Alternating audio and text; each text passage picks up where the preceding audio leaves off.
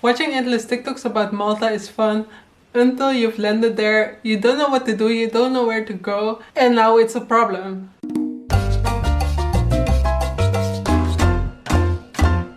If you want to soak up in the cultures, swim in the waters, meet the queer community, eat like a local without constantly checking your wallet, you have to watch this video. You wake up in the heart of Valletta. But here's the thing, every guidebook says start with the cathedral or walk to the main street, but that's how you burn through your budget and miss the real charm of Malta. Instead, what I want you to do is slip into a side street and follow the scent of a baked pastry. A flaky but still warm pastizzi. You can also combine that with a coffee so you wake up for real. After this, you spend about 4, 5, 6 euros and you had a good breakfast to start the day. Now it's time to wander up to the upper Baraka garden where the views are free and every picture feels like a postcard. But you're not just there for the vibes. You're about to head underground. Beneath the city lies Malta's secret World War II command center. It's packed with stories of wartime. If you book the head online, entry is just 14 euros. If not, you'll pay 20 euros. This is a powerful way to connect with Malta's history. If you're not really into history, no problem. Instead, step into the cathedral, which looks plain on the outside, but the inside is stunning. Don't forget to look up. This will cost you about 15 euros. By this time, it's lunchtime, and you're hungry, but not reckless. Grab a traditional sandwich filled with tuna and olives and whatever, and it will cost you about 7 euros. And you can eat it by the water, because Malta is full of stunning views. In the afternoon, you can take the Valletta ferry to the 3 cities. It's just 150 each way and the views along the harbor are cinematic. And as the sky starts to soften, it's about to become night. You can follow the music to a laid-back queer-friendly bar. You can grab a drink, maybe a cocktail, a beer, whatever suits you, but just enjoy the night. And just make sure to check out what you want for dinner. Usually you can make dinner as cheap or expensive as you like. Most travelers make a mistake on day 2. They try to squeeze in too much and end up tired, overspending and missing the magic. But you are about to head into a place frozen in time.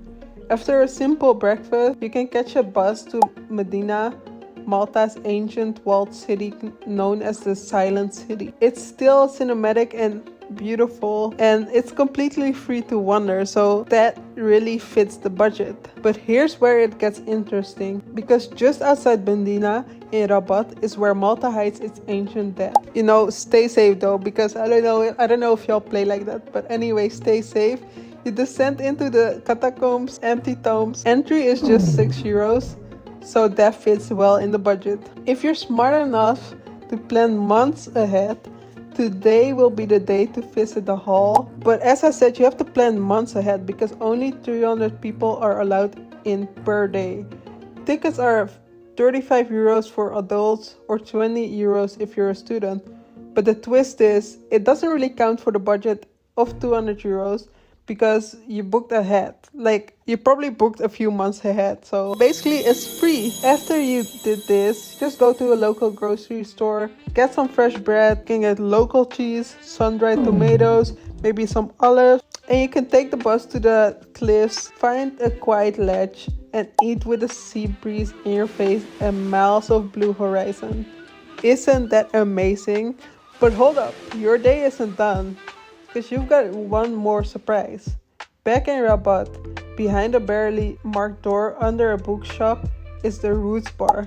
This isn't just a bar, it's a speakeasy, where cocktails are made based on your mood. Most tourists rush for one last checklist moment on the final or the last day, but you're headed to the sea. You hop on the bus, you walk down 200 stone steps, if you are down for that. Otherwise, you're gonna have to go to the Golden Bay, because 200 stone steps, it might be cool to walk down, but to get back up, I don't know, y'all. If you walk down, you can just drop your towel on the soft sand and dive in.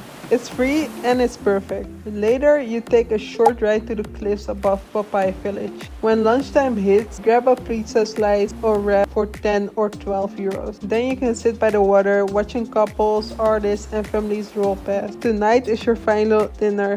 and you're going all in. Grab a full plate of traditional food and a drink. Toast to the best 200 euros you've ever spent. Malta is more than beautiful because Malta is the #1 queer country in the world. So it is a must check out. You're gonna find your thing here. Let me know in the comments which spot you're heading to first, if you stayed within your budget, and if you like this guide, hit like, subscribe, and save it for your trip. Thank you for watching.